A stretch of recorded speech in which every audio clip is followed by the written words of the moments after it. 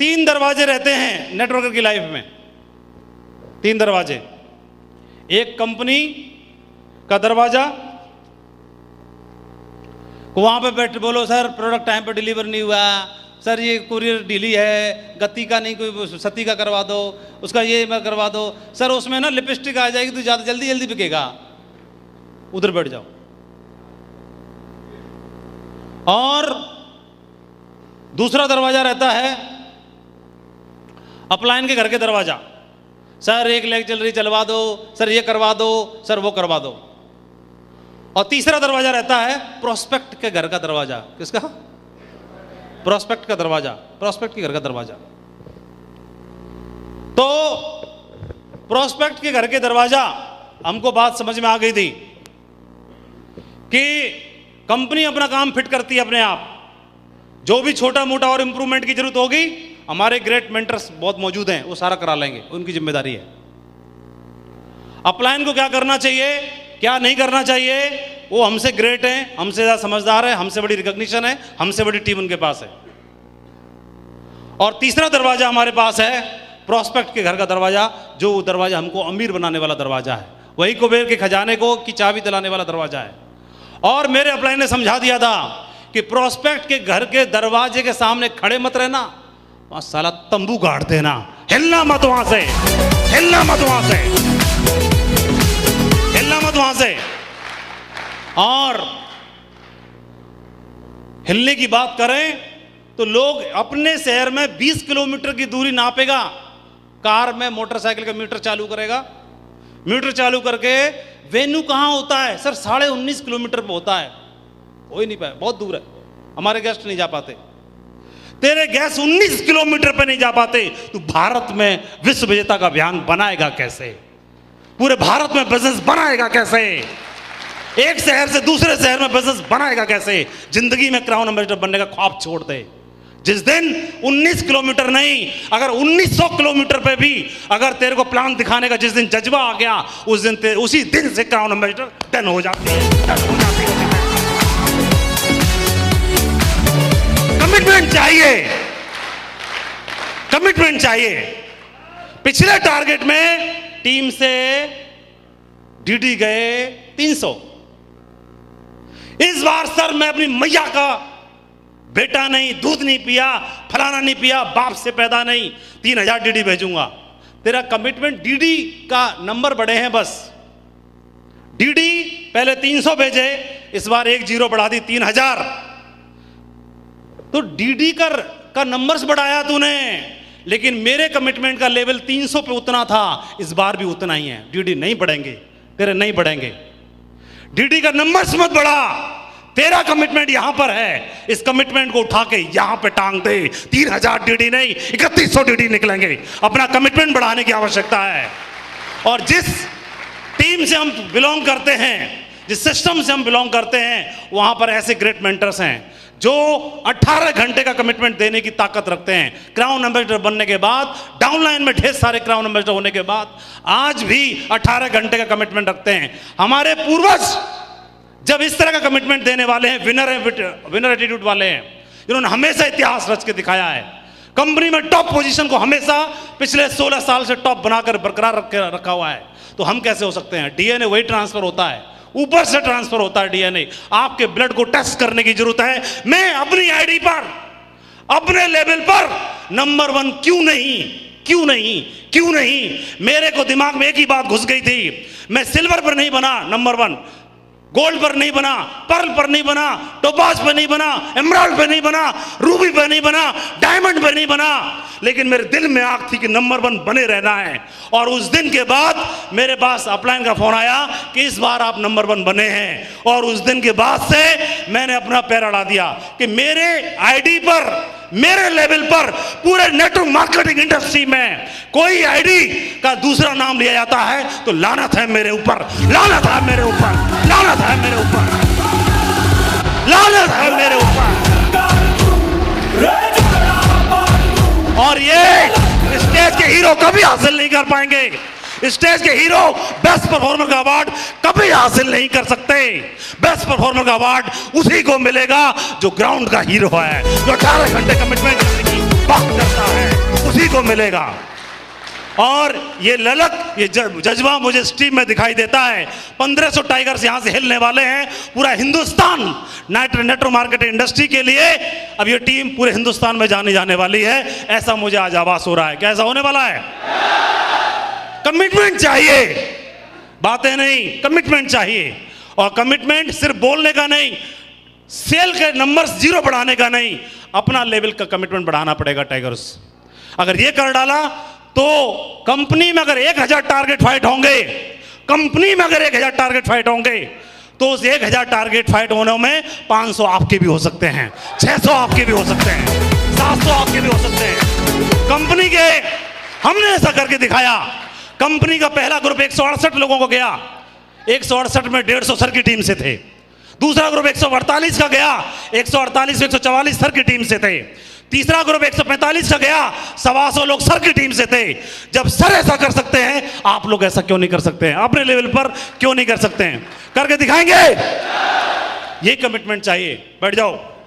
और ये बात मेरे को समझ में आई तो मेहनत किसी भी लेवल पे करूंगा, लेकिन अपनी आईडी जो मेरा लेवल है वो मेरे लेवल पर पूरे हिंदुस्तान में अगर दूसरे व्यक्ति को बेस्ट परफॉर्मर का अवार्ड मिल रहा है तो लानत है।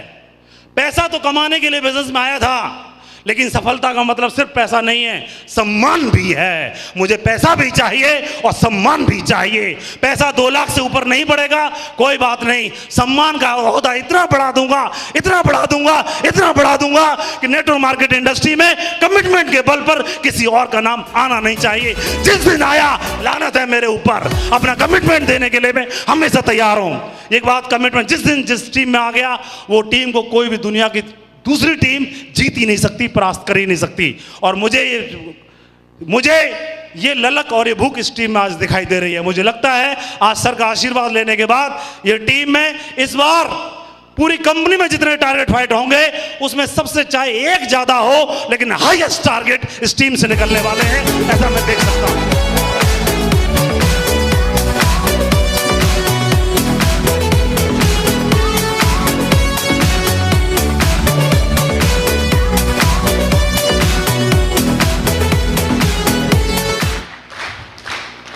जापान में एक बार क्या हुआ, बैठ जाइए।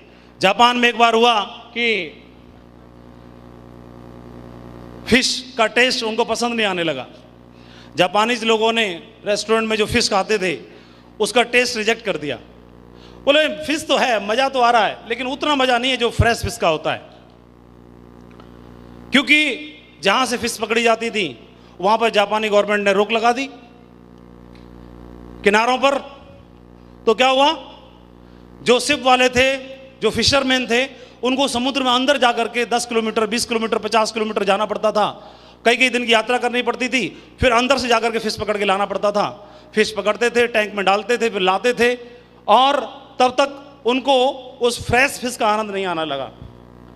तो जो बिजनेस था, वॉल्यूम था, वो डाउन होने लगा। तो समझ में नहीं आया क्या किया जाए। गवर्नमेंट ने रोक लगा रखी है और जापानीज को फ्रेश फिश का टेस्ट नहीं आ रहा है, तो क्या किया जाए।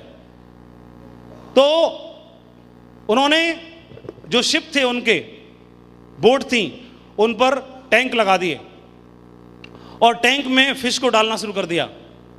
लेकिन समुद्र में से जब फिश टैंक में डलती थी तो आराम मजे लेती रहती थी। फिर उसके बावजूद भी कंप्लेंट दूर नहीं हुई। तो क्या किया जाए, समझ में नहीं आ रहा था। उसके बाद उन्होंने फिर से कोशिश की। अभी भी जापानीज लोगों को फिश का टेस्ट फ्रेश नहीं लगा, अभी भी कंप्लेंट कर रहे थे। बोले वो मजा नहीं है जो पहले रहता था। तो समझ में नहीं आ रहा क्या किया जाए। फिशरमैन थे, उनको समझ में नहीं आ रहा क्या किया जाए। फ्रेश फिश के लिए क्या किया जाए। टैंक में डाल के भी देख लिया और वहां पर ला करके उन्होंने रेफ्रिजरेटर में डाल के भी देख लिया, और सारे प्रयास जितने उनको आते थे सारे करके देख लिए, समझ में नहीं आ रहा। तो किसी बुद्धिजीवी ने सलाह दी कि जो शिप है, शिप पे जो आपने टैंक डाले हैं, तो टैंक में, पानी के टैंक में आप मछलियों को डाल देते हो, क्योंकि पहले नेट में पकड़ के लाते थे। तो नेट में पकड़ने के बाद हो सकता है फ्रेश फिश का टेस्ट नहीं आ रहा हो, तो उन्होंने इसलिए पानी के टैंक में डाला ताकि पानी में रहेंगी तो फ्रेश बनी रहेंगी। लेकिन पानी में फ्रेश टैंक में भी उनको मज़ा नहीं आया फ्रेश फिश का। तो किसी बुद्धिजीवी ने सलाह दी कि एक काम करिए, हर टैंक में एक शार्क मछली छोड़ दीजिए। क्या छोड़ दीजिए? शार्क। समुद्र में मछली शार्क के डर के मारे दौड़ती रहती है, और वो डर यहां भी बने रहना चाहिए। कहां? टैंक में बने रहना चाहिए। और ऐसा ही किया गया, हर टैंक में शार्क मछली छोड़ दी, और उस एक शार्क मछली थी, और हर टैंक में जो मछलियां पकड़ी गई वो डाल दी, और डालने के बाद वो एक शार्क वो 100 500 मछलियों को पूरे टाइम दौड़ाती रहती थी, न दिन में न रात में, चैन नहीं पड़ता था। 15 दिन की जर्नी है, तो 15 दिन की जर्नी में 1 सेकंड के लिए सांस लेने की फुर्सत नहीं है, पूरा चक्कर काट रही है। और मैं हमेशा एक बात बोलता हूं, इस बिजनेस को यहां से करना है। कहां से? यहां से, यहां से नहीं। यहां से करेंगे तो ये पूछेगा सुबह 7 बजे उठने की क्या जरूरत है, ये बोलेगा कि 7 बजे, 6 बजे, 5 बजे उठने की जरूरत क्या है, ज्यादा फॉलोअप करने की जरूरत क्या है, ये लॉजिक देगा। और ये भी समझाएगा कि 2 लाख रुपए का चेक बनने के बाद एक्स्ट्रा सेल भेजने की जरूरत क्या है, बेकार तो जा रही है। टारगेट मेरा फाइट हो गया, अब और फालतू जरूरत क्या है? टारगेट की क्लोज, टारगेट मेरा फाइट नहीं हो पाया तो फिर डीडी भेजने की जरूरत क्या है, रोक लेता हूं, नया आने के बाद भेजूंगा, ये लॉजिक देगा। और हमारे मुंह से एक बात निकलती है जो अपलाइन ने बताई है, इस बिजनेस को यहां से करना है। यहां से क्यों? यहां से इसलिए क्योंकि जब तक आपको खुद को भरोसा नहीं है, जिस बिजनेस पे, जिस धंधे पे आपको खुद को भरोसा नहीं है, तो दूसरे को क्यों फंसाते हो? मत फंसाओ। ये बिजनेस यहां से करना है, और तब तक नहीं करना जब तक यहां से क्लियर ना हो जाए। तब तक करते रहो इंक्वायरी, करते रहो वेट, और जिस दिन क्लियर यहां से हो जाए, मैं यही बोलता हूं कि अगर यहां से भरोसा ना हो तो किसी को फंसाना मत, और यहां से जिस दिन भरोसा हो जाए किसी को छोड़ना मत, किसी को छोड़ना मत। यहां से करना है, साधारण काम नहीं करना, इतिहास लिखने के लिए काम करना है। पहले मौका नहीं था, ये मौका मिला है, इतिहास लिखने का मौका मिला है। शुरुआत अपने घर से की जाएगी, अपनी आईडी पे की जाएगी, रिकॉग्निशन लेवल पे की जाएगी, बेस्ट परफॉर्मर अवार्ड से की जाएगी। हर वो काम करना है जो काम साधारण बंदा नहीं करता।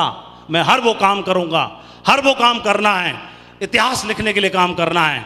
और आप पिछले टारगेट में 1.5 लाख से ज्यादा सेल हुई है ग्रीन, जरूरत नहीं है 1.5 लाख की, इस बार 3 लाख को क्रॉस करेंगे, 3 पे भी नहीं रुकेंगे, अगली बार 5 को क्रॉस करेंगे, और 10 लाख 3 महीने में जाएंगी। हम तब भी रुकने वाले नहीं हैं, हमको संतुष्टि नहीं है, हमको हर वो काम करना है जिस काम को करने से इतिहास लिखा जाना चाहिए।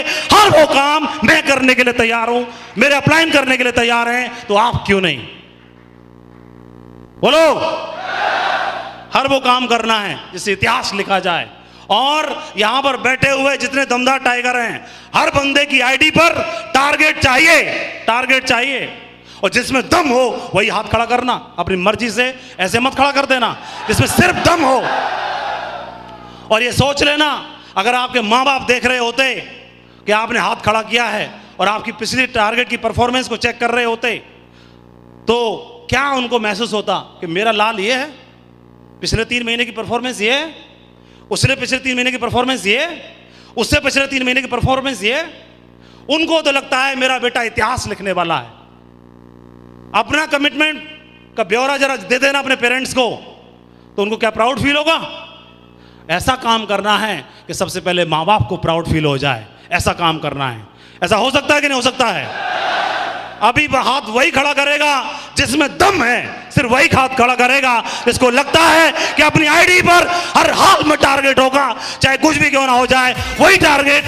फाइट करने वाले टाइगर्स अपनी जगह पर खड़े हो जाएं, और उन्हीं के लिए जोरदार तालियां, जोरदार म्यूजिक के।